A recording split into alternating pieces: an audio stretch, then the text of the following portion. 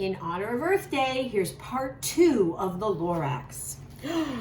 Then, oh, baby, oh, how my business did grow. Now chopping one tree at a time was too slow. So I quickly invented my super axe hacker, which whacked off 4 truffula trees at one smacker. We were making thneeds 4 times as fast as before, and that Lorax, he didn't show up anymore. But the next week he knocked on my office door. He snapped, "I'm the Lorax who speaks for the trees, which you seem to be chopping as fast as you please. But I'm also in charge of the brown barbaloots, who played in the shade in their barbaloot suits and happily lived eating truffula fruits. Now, thanks to your hacking my trees to the ground, there's not enough truffula fruit to go round. And my poor barbaloots are all getting the crummies because they have gas and no food in their tummies. They loved living here, but I can't let them stay. They'll have to find food, and I hope that they may. Good luck, boys," he cried, and he sent them away. I, the onceler, felt sad as I watched them all go, but business is business, and business must grow, regardless of crummies and tummies, you know.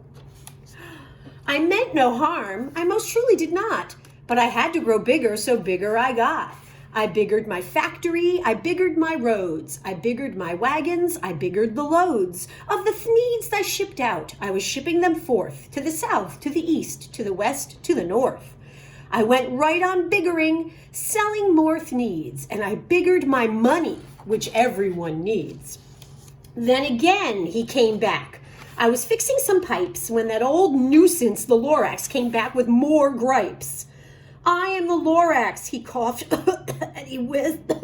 He sneezed, achoo, and he snuffled, he snargled, he sniffed. "Onceler," he cried with a crufulous croak.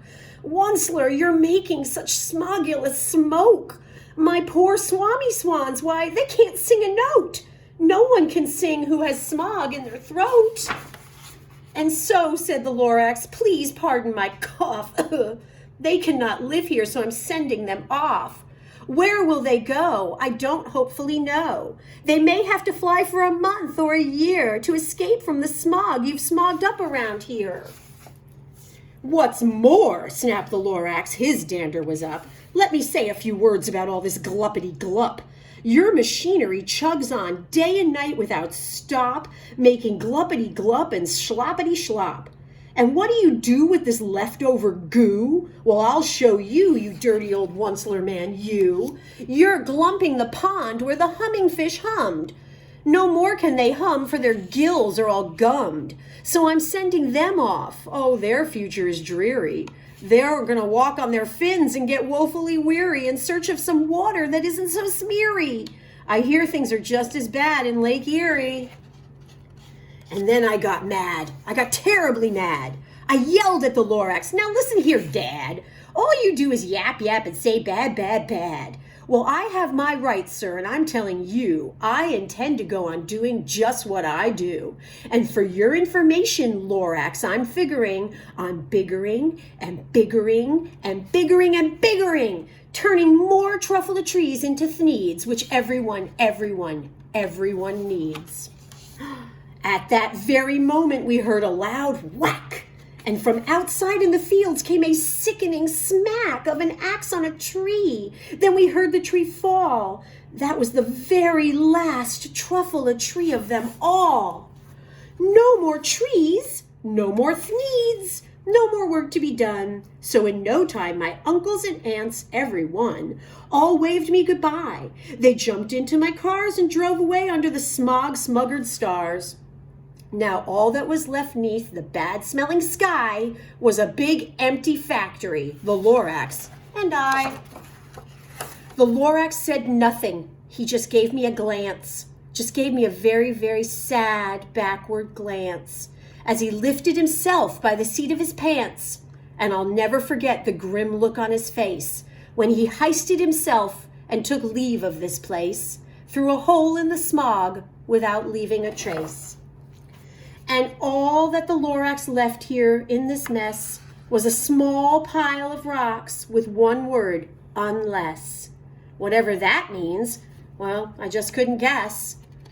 That was long, long ago, but each day since, I've said, Each day since that day, I sat here and worried away. Through the years, while my buildings have fallen apart, I've worried about it with all of my heart.